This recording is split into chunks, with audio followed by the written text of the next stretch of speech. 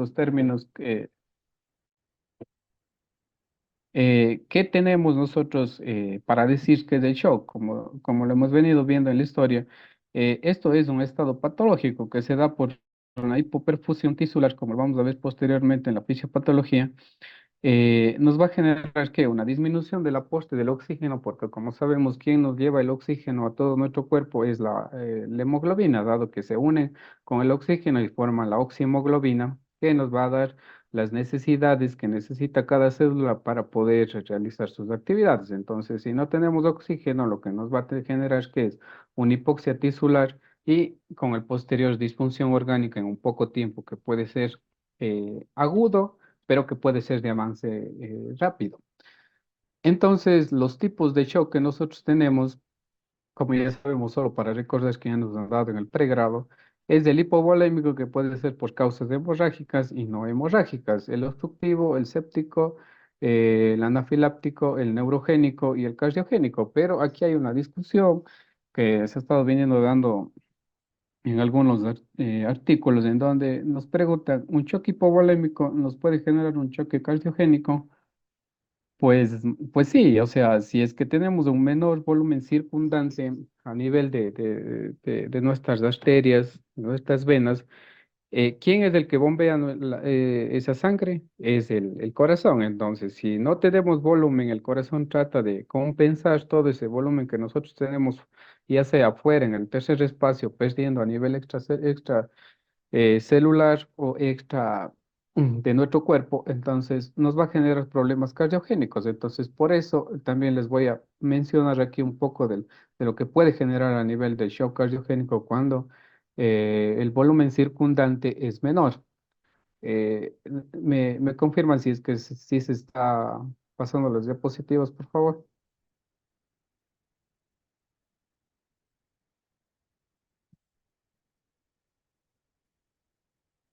Claro. Sí, sí, estamos viendo la presentación. Ya. Entonces, quería traer un poco de fisiopatología de todos los tipos de shock. ¿Por qué? Porque como vemos en la parte inferior, todos nos van a generar hipotensión. ¿Y qué nos dice dentro del hipovolémico? El hipovolémico, con esa pérdida de sangre o fluidos que tenemos nosotros, va a generar que un volumen sanguíneo bajo por una baja precarga y baja llenado a nivel capilar y a nivel de todos los órganos. Entonces, esta baja de volumen sanguíneo lo que nos genera que es un bajo gasto cardíaco que nosotros interpretamos de dónde, en la presión arterial netamente tomada. Entonces, en el choque anafiláctico, lo que como todas las reacciones de los liberadores de mediadores de inflamatorios, tenemos las histaminas y leucotrienos, con su proceso de angiodema, laringio, urticaria, incapacidad para tragar. Entonces, ¿qué vamos a tener con todos estos procesos? Una baja de precarga y una postcarga que va a estar muy limitada. Entonces, también nos van a generar ¿qué? Una hipovolemia que nos genera una hipotensión. Entonces, hasta aquí vemos que la hipotensión está marcada en estos dos choques. Pero el séptico también es más marcado porque aunque no perdemos volumen ni líquido, lo que tenemos aquí es mediante el proceso de la bacteriemia, lo que tenemos es esta respuesta de la línea blanca que nosotros tenemos con los leucocitos, nos presentan la taquicardia, taquimia, hipertermia, como ya sabemos, y esto nos genera que vasodilatación. Entonces, con esa vasodilatación, lo que tenemos generamos un largo proceso de activación de sistemas tratando de compensar, pero al no poder compensar, lo que nos va a generar también, ¿qué es? Una disminución del estado de conciencia, una hipoxia, hiperlactatemia, como ya vemos que también se va dando marcadamente, una oliguria y una hipotensión. Vemos también que aquí la hipotensión va siendo marcada. Entonces, esa sepsis severa lo que nos lleva también, que es tres choques que vamos revisando ahorita, nos llevan a la hipotensión que tenemos que tener. Claro. En cuanto al choque neurogénico, por ese proceso a nivel de nuestra torre, que es a nivel de nuestro cuerpo, el cerebro, tenemos una pérdida súbita del tono autónomo. Entonces, aquí también lo que vamos a tener a nivel de nuestros centros de la respiración y centros cardíacos, a nivel del bulbo raquídeo, tenemos que también una hipotensión marcada, bradicardia, hipotermia y una piel caliente y seca. Entonces, en el obstructivo, como vemos, ese déficit de llenado cardíaco que nos va a generar ese gasto cardíaco mínimo, una hipotensión y una obstrucción mecánica que es aquí a nivel del corazón, que tenemos la falla de esa bomba cardíaca y que también nos va a generar ¿qué? Entonces nos va a generar una hipotensión marcada. Entonces, con esta revisión de la fisiopatología, traje para indicarles los mecanismos patógenos de los diferentes tipos de shock. Como vemos en el hipovolémico, en el cardiogénico y en el obstructivo, lo que nos va a generar es una igualdad, cómo se genera esa resistencias vasculares sistémicas que se aumenta tratando de compensar ese gasto cardíaco que está bajo por esas pérdidas del volumen que tenemos. Entonces, la presión arterial mostrada en el gasto cardíaco va a estar disminuida. Y este gasto cardíaco, sacando la regla, la presión arterial media, ¿qué nos vamos a tener? Súper disminuido. ¿Qué nos lleva esto a dónde? A una hipoperfusión em, a nivel de nuestros órganos, lo que nos lleva al choque netamente dicho, a esa lesión celular que se va dando con esta hipovolemia, que no tenemos un suficiente oxígeno a nivel de nuestras células, y en su caso ya el proceso de falla multiorgánica. Y como vamos viendo todos estos procesos a nivel de la sangre, se va dando que esas resistencias sistémicas aumentadas que nos van a generar que microtrombos, disminución del aclaramiento del tóxico a nivel del riñón, porque no, también no tenemos total volumen sanguíneo en nuestro riñón y que tenemos disminución de ese fluido renal, entonces el aclaramiento del tóxico no es el mismo, se van generando acumulaciones de urea, creatinina. La acidosis que se va dando por esa falta de filtración renal y aumenta los mediadores, los diferentes mediadores, ya sea inflamatorios o inflamatorios progresivos. Entonces, dentro de la clasificación de los tipos de choques que tenemos, el hipovolémico, que está dado por hemorragia netamente dicha, que todos pensamos que es solo si es que perdemos sangre es un choque hemorrágico, y no es así, porque también viene dado por pérdidas a nivel gastrointestinales, urinarias, cutáneas, y no se diga, como sabemos, en pacientes quemados, que con su regla de tres se pierden mucho volumen que no es sangre, pero es dentro de nuestro cuerpo esos fluidos que tenemos nosotros. Y también se pierde a nivel del tercer espacio que se generan mediante el edema. Entonces, del distributivo, como vemos, las diferentes patologías que nos pueden generar este choque, el obstructivo también y el cardiogénico con sus procesos cardíacos de arritmias, insuficiencias mitrales, em, roturas cardíacas a nivel valvular, y en fin. Pero entonces, ¿cómo podemos decir nosotros que estamos frente a un choque? Pues como vemos, todos los choques están dados por hipotensión. ¿Y cómo vamos los criterios nosotros a manejar para decir, sí, nuestro paciente está en choque? Entonces, tenemos principalmente que vamos a ver la presión arterial que se mantiene durante más de 20 minutos baja, con una presión menor a 90-60. Lastimosamente, nuestro sistema de respuesta del ECO 911 es un poco tardía, entonces a nosotros, a las áreas de emergencia, nos llegan pacientes que con una diferencia de actuación de más o menos 15 a 20 minutos. Entonces, en esos 20 minutos de reanimación con fluidos puede ser efectiva o inefectiva, y a nosotros llegan los pacientes chocados, ¿ya? Entonces, la presión arterial netamente nos dice si el paciente está entrando en un proceso de choque. Eh, la apariencia también del estado mental, porque si no tenemos flujo sanguíneo adecuado a nivel cerebral, como ustedes sabemos, el cerebro necesita un 20% de azúcar que contiene la sangre, y también necesita un proceso de oxígeno, también entre un 40 y un 60%. La frecuencia cardíaca va a estar aumentada por el proceso en que el corazón trata de compensar esa sangre que estamos perdiendo, entonces aumenta las resistencias vasculares, pero el corazón empieza a latir más para bombear la cantidad que adecuada para poder suplir las necesidades orgánicas. Entonces, la frecuencia respiratoria también va a estar aumentada por esos procesos a nivel pulmonar, a nivel de las áreas de West, donde nos muestra la ventilación, perfusión que no se está dando adecuadamente porque no llega suficiente sangre para hacer el intercambio gaseoso a nivel de nuestros pulmones y nos va a generar que esa baja de presión arterial de CO2 que nosotros conocemos, eh, y vemos en los pacientes con una hiperventilación, como lo vemos, ahí perdemos bastante CO2 y nos generan problemas a niveles musculares.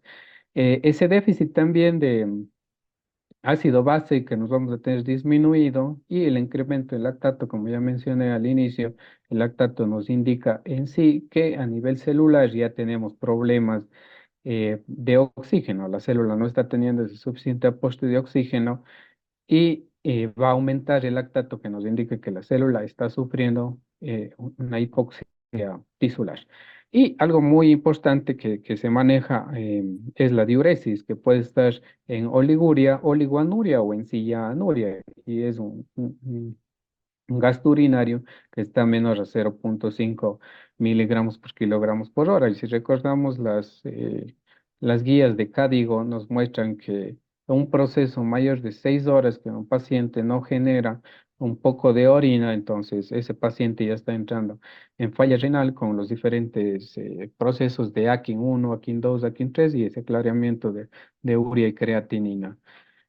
Otra vez remarco aquí los patrones hemodinámicos porque como vemos a nivel de gasto cardíaco, presión arterial media y resistencias vasculares sistémicas, tanto el cardiogénico como el hipovolémico vienen dados en una secuencia, aunque la diferencia aquí de las resistencias vasculares en el hipovolémico puede estar normal, como en la mayoría de los casos está aumentado. En cuanto a presión venosa central, tenemos una diferencia ya porque a nivel cardiogénico no estamos perdiendo sangre, porque todavía tenemos la precarga y poscarga mantenida, aunque ese corazón, la bomba cardíaca ya tiene un proceso ya de falla. En cuanto a la saturación venosa, va a estar disminuido porque como hablé en las zonas de WEDS, ventilación, perfusión no se están dando adecuadamente. Con esta revisión del manejo, primero hay que detectar la injuria. Si no se detectan las causas, como ser un traumatismo, tengo una ruptura de mi fémur, entonces es expuesta. Si yo lo controlo esa injuria, yo no voy a poder realizar los otros procesos de líquidos, de manejo de hemoderivados. ¿Por qué? Porque si yo le pongo líquidos y no tapo esa parte donde está dañada, voy a seguir perdiendo líquidos por ese mismo agujero. Entonces, primero es detectar la injuria, detectar el daño, detectar el problema y posterior vamos a realizar el control que se realiza, la reanimación con líquidos endovenosos, que ya vamos a revisarlo eso también, y el manejo de los derivados de aquí de exámenes de laboratorio, en su caso, hemoglobina y hematocrito. Un poco de líquidos endovenosos, que es el tema principal del choque hipovolémico. Revisamos un poco hace un año allá en Colombia este artículo de una revista del FUX, en donde aquí nos muestra un desenlace asociados con solución salina versus lactato de Ringer y sepsis y choque hipovolémico y sepsis. Entonces, eh, quisiera indicarles primero, ¿me confirman si están viendo el artículo, por favor? Sí, Sí, sí, doctor, estamos sí se viendo. ve. Entonces, lo que nos muestra este artículo que se dio en el año 2021 es que se han hecho un estudio a nivel de un hospital con pacientes mayores de 18 años, en donde 314 pacientes, mitad, se fueron divididos, que se trataron con solución salina y el otros pacientes con lactato de Ringer, en donde nos muestran principalmente, como podemos ver acá, Primero, bueno, la composición de la solución salina, como ya sabemos, tiene 154 miliosmoles de sodio y 154 de cloro y la osmolaridad de 380 y el pH también variante. Entonces, el lactato de Ringer lo que tiene es una concentración de sodio y un pH que se asemeja, algunos dicen, a, a nuestro pH sanguíneo. Entonces, lo que hacen aquí es una comparación al Hospital San José, donde podemos ver aquí que le subrayé en, en donde los procesos dados por lactato de Ringer pueden aumentar en un mínimo valor en la mortalidad, dado es que como tiene el lactato en sí, tiene potasio y el potasio, como sabemos, nos puede generar que una hipercalemia que nos va a generar problemas a niveles cardíacos, pero no es de muy marcado porque como vemos en la parte inferior, dice los días de estancia hospitalaria con solución salina 0,9 presenta una media de 4, entonces el lactato de Ringer es el mismo, entonces no hay diferencia significativa en pacientes que fueron reanimados con lactato de Ringer y en pacientes que fueron reanimados con solución salina. Lo que sí hay que tener claro en esto que, como sabemos, la solución salina nos va a generar hipercloremia y en el cuanto el lactato de Ringer nos va a generar tal vez un posible aumento del lactato a nivel de la gasometría y una calemia.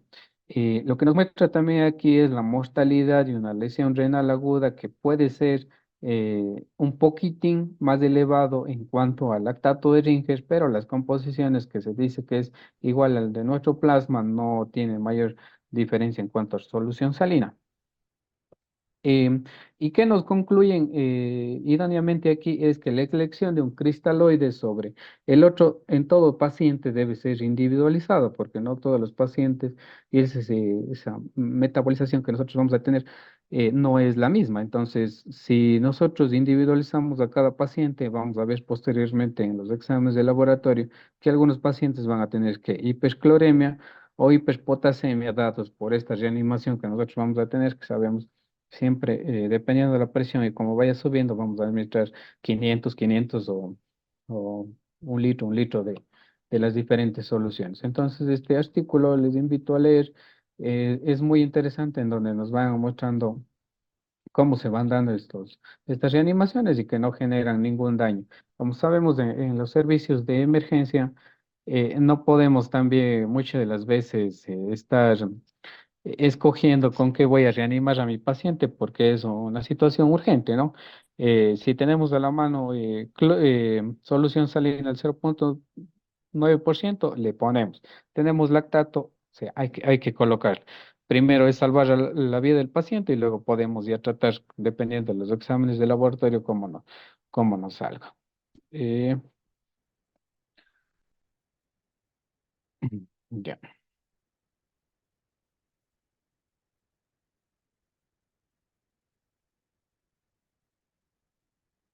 Pero hay también otro artículo que habíamos revisado en el 2015, se empezó este estudio y que se generó hasta el 2017, que fue publicado en la revista del Elsevier de Medicina Interna, en donde nos muestra una relación de cristaloides y coloides en la reanimación con pacientes críticos, en donde esto también nos muestra,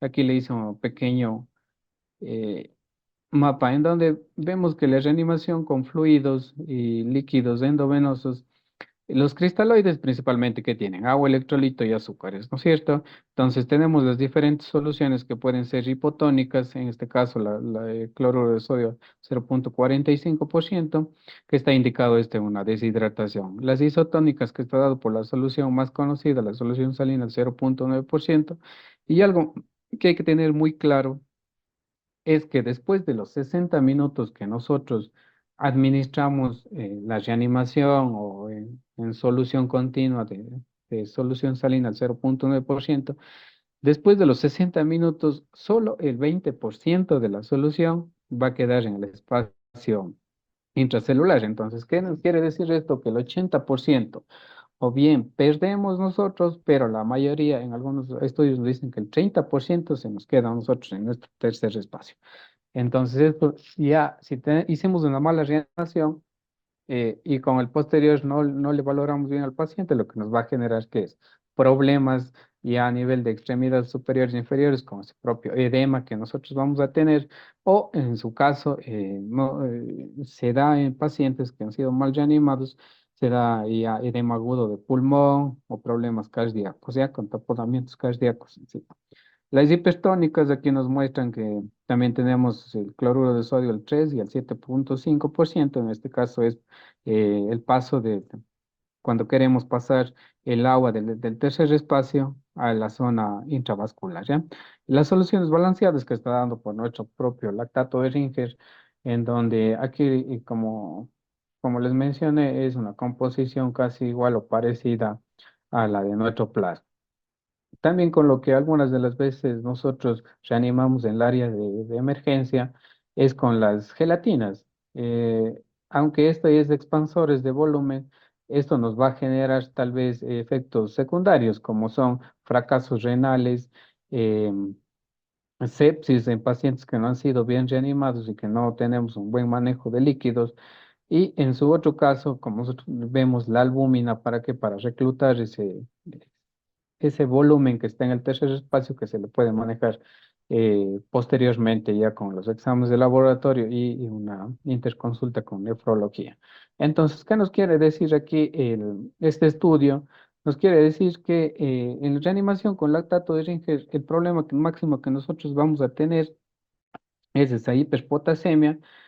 En solución salina, esa hipercloremia, como vemos aquí, pero el fracaso renal en este estudio nos dice que es más elevado en, en solución salina porque la hipercloremia no va a poder ser metabolizada exactamente lo mismo que la solución lactato, entonces nos va a generar que un proceso de acidosis metabólica, un shock séptico, y también nos va a generar, en este estudio nos dice que una mayor mortalidad en estos pacientes. ¿Alguna pregunta hasta ahí?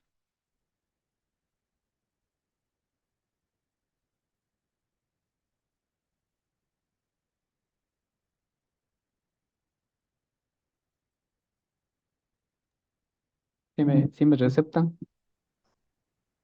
Eh, ¿Alguna pregunta para los participantes?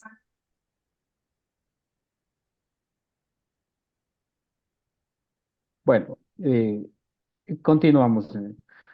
Eh, Otro que lo quise traer acá es, no sé si habrían escuchado del tromboelastograma. Es algo que se debe manejar a nivel de todos los hospitales. Bueno, acá en el hospital donde yo trabajo no se maneja, pero este tromboelastograma lo que nos quiere decir es que estudia, perdón, un ratito. Lo que estudia es la formación del coágulo y la lisis del coágulo que se presenta.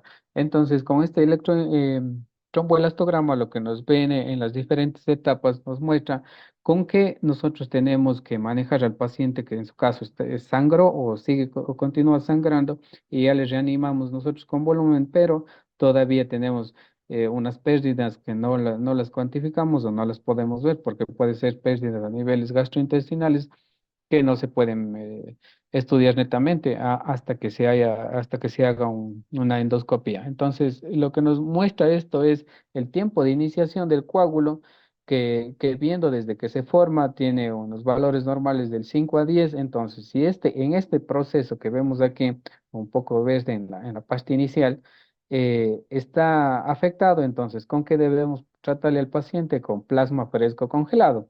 En el tiempo de K, que es donde alcanza la máxima fuerza del fibrinógeno de 1 a 3 minutos, entonces estos pacientes tienen que ser ya tratados con crioprecipitados. En ángulos alfa, lo que vamos a tener también es ese fibrinógeno, esa formación del coágulo, que estos pacientes también tienen que ser tratados con crioprecipitados, como vamos viendo avanzando aquí a nivel de este gráfico, que es como una tipo copa invertida. Entonces vamos viendo que tenemos aquí los diferentes problemas en cuanto a la amplitud máxima de esa formación del coágulo de 50 a 70 minutos es problemas a nivel de las plaquetas. Entonces, ¿qué le vamos a poner al paciente? Es las mismas plaquetas o desmopresina.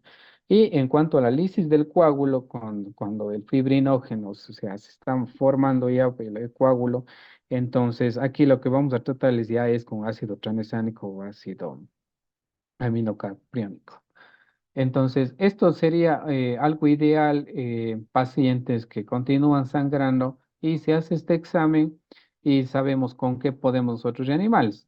Entonces, muchas de las veces, en la mayoría de servicios, lo que vemos, pierden plaquetas, los reanimamos con plaquetas, pero no vemos en sí cómo se va dando la formación del coágulo para que se dé ese propio taponamiento a nivel de esa injuria que tenemos a nivel del endotelio. Entonces, otro que tenemos aquí es ya el manejo de la anemia con esa hemoglobina menor a 8 miligramos sobre decilitro, pero hay que tener claro porque a veces lo que hacemos es pues, pérdidas gastrointestinales, pérdidas urinarias, que tenemos ese volumen bajo, porque pongo con una hemoglobina menor de 8 miligramos sobre decilitro, porque en algunos artículos nos muestra que si es que tenemos una hemoconcentración de sangre, porque no hemos perdido en sí glóbulos rojos, reanimación idónea de soluciones, ya sea cristaloides, de la hemoglobina, con esa propia dilución de la sangre. Y una hemoglobina menor a 8 ahí es donde nosotros empezamos a ver, ya que tenemos que transfundir a los pacientes, dependiendo ya del tipo de sangre, como ya conocemos. Entonces, ¿cuál es el manejo que se puede dar en estos pacientes? Es optimizar netamente la precarga, mejorar la contractibilidad cardíaca, que en su caso, si es postergada, que nosotros hacemos la reanimación, mayor de 20 minutos, del corazón que ya va a estar con ese proceso de taquicardia, ese bajo gasto cardíaco que tenemos. Entonces, optimizar la poscarga y la precarga es el principal factor que nosotros debemos manejar. ¿Y por qué les traigo el choque cardiogénico? Porque como dije al inicio, cuando estábamos viendo la clasificación de los choques, si es que el volumen circundante está disminuido, la bomba cardíaca es la que está sufriendo con ese proceso de taquicardia. Y si tenemos el bajo cardíaco, las resistencias vasculares están aumentadas, entonces el corazón también tiene un bombeo más acelerado para ver si es que se rompe ese proceso de resistencias para poder perfundir los diferentes órganos. Y en este caso, los diferentes órganos que más sufren es el riñón, el cerebro y en su caso pulmones porque no pueden hacer la correcta ventilación perfusión.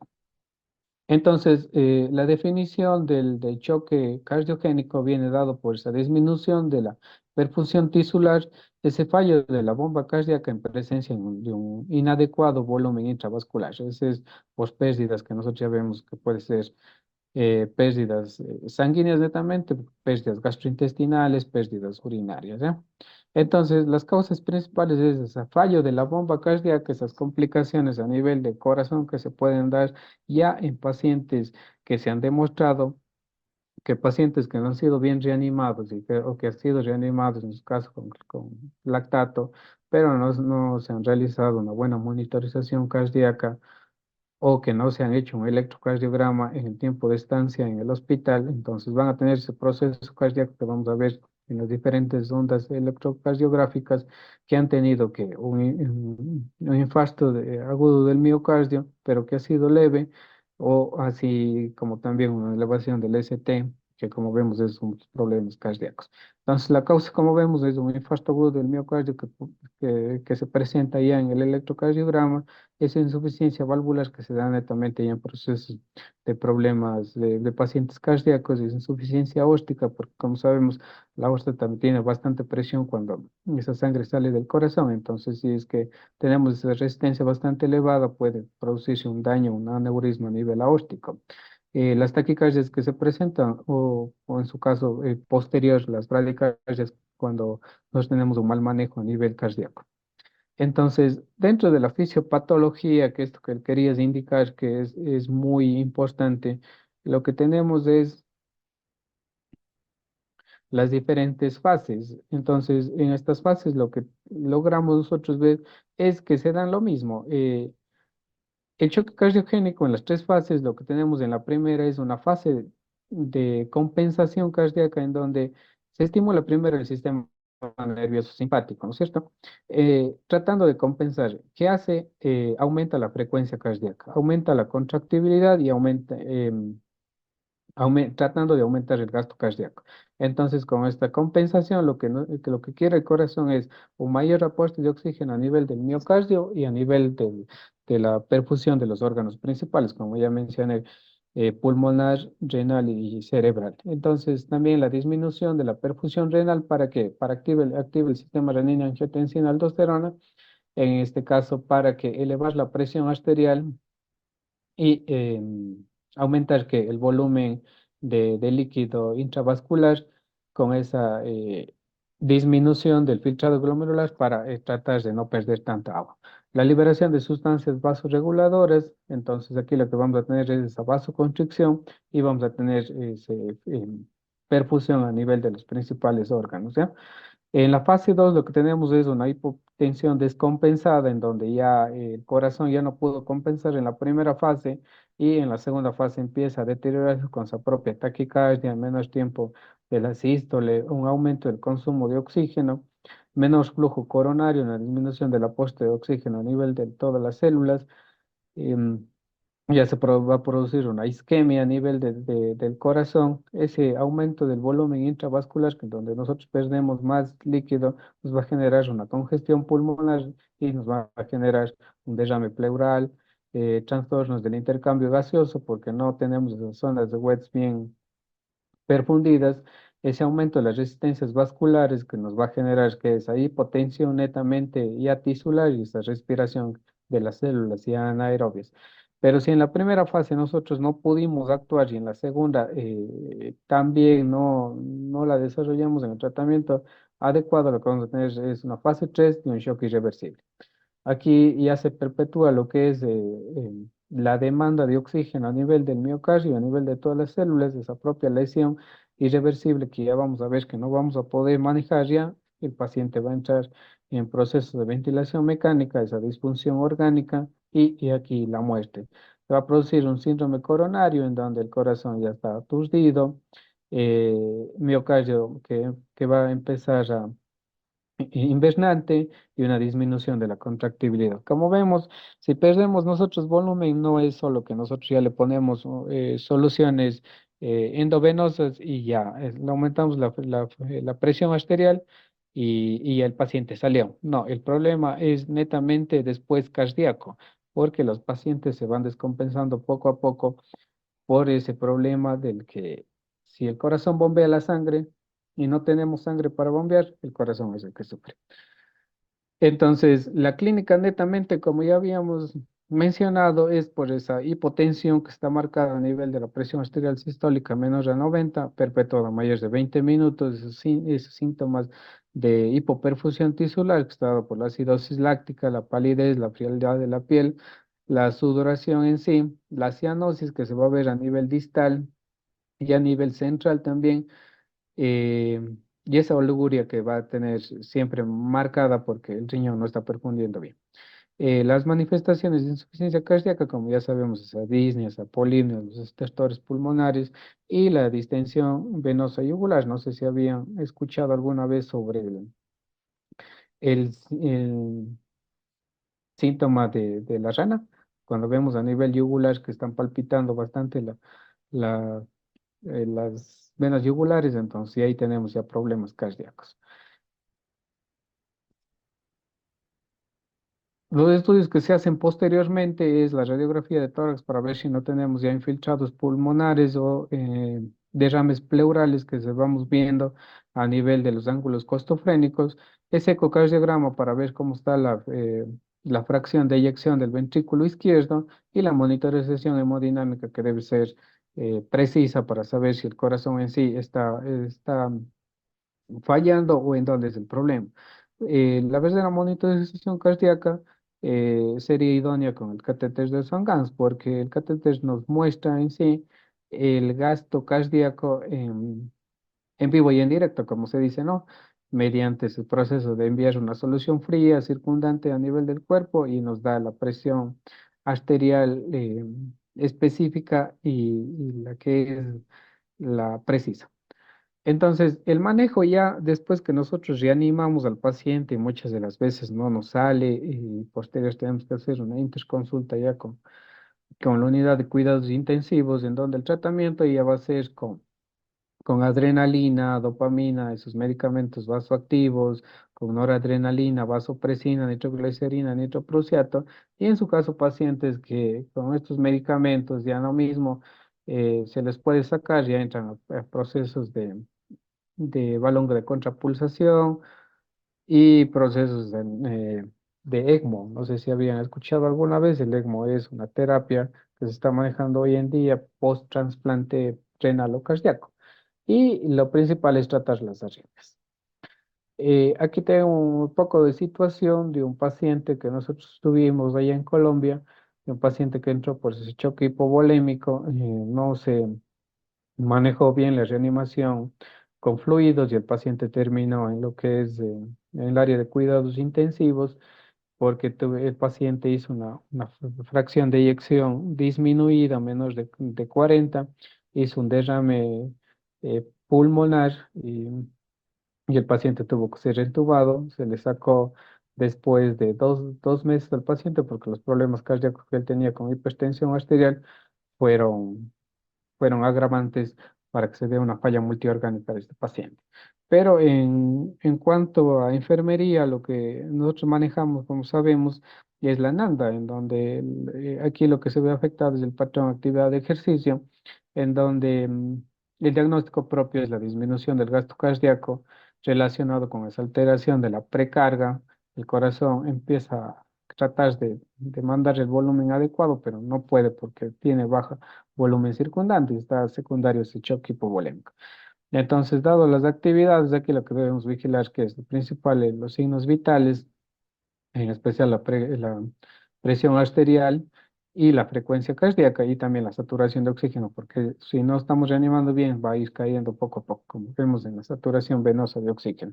La presión venosa central también, que como digo, podemos monitorizarla mediante el catéter de Swan-Ganz, la administración de medicamentos en el principio endovenosos y posterior vasoactivos. El control de balances de ingresos y egresos para sacarle los balances hídricos para ver si es que no estamos encharcando, como nosotros decimos al paciente, y tenemos una complicación posterior. La administración, como ya hablé, de hemoderivados en pacientes que tienen menores de 8 miligramos sobre decilitro de hemoglobina, la monitorización de los electrolitos, que es sumamente importante porque si aumentamos el potasio nos vamos a tener problemas a niveles cardíacos. La monitorización también de urea y creatinina a nivel del riñón porque no está filtrando adecuadamente. Entonces, si no filtramos adecuadamente, se van a elevar estos azoados y va a tener el paciente que realizarse terapia de reemplazo renal. Radiografías de tórax para ver si no tenemos problemas pulmonares con ese derrame pleural y edema agudo del pulmón.